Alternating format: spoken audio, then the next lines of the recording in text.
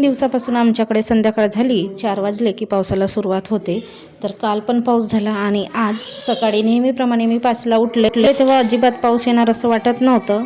पण काही वेळानंतर एकदम वातावरण चेंज झाला. तोपर्यंत माझं कुकर झालं होतं, आंबील पण बनवून झाली होती आणि आज मी गुळ्याची भाजी करणार होती. तर गुळ्या शिजवून झाल्या होत्या, मसाला वगैरे बारीक करून झाला होता आणि एकदम पावसाने इतकं झोडलं. बरं झालं की मसाला वगैरे मी आधीच बारीक केला होता, कारण पाऊस म्हटलं की लाईट तर जाते 100% आणि मी इथे स्वयंपाक करते आहे भाजी, गुळ्यांची भाजी. तर गुळ्याची भाजी, अळूच्या कांद्याची भाजी असा आवडणारा प्रकार आहे आमच्याकडे, सगळ्यांना आवडते. आणि रुद्रांसुद्धा लवकरच उठला होता आणि जी माझी नंदेची मुलं होती ती मस्त झोपली होती आणि रुद्रांनी मच्छा ठेवल्या होत्या, पण 3 पैकी एकच वाचली. रोज 2-2 दिवसांनी असं एक एक करून 2 मच्छा मेल्या आणि संध्याकाळी अजून परत पावसाने झोडपलं, चांगलंच झोडपलं. पहिल्या दिवशी तर चांगली गारपीट पडली होती, पण दुसऱ्या दिवशी साधा पाऊस आला आणि तो पण खूपच जोरातच आला पाऊस. तर असा आहे पावसाचा हाल आमच्याकडे. दिवसाला ऊन तापते.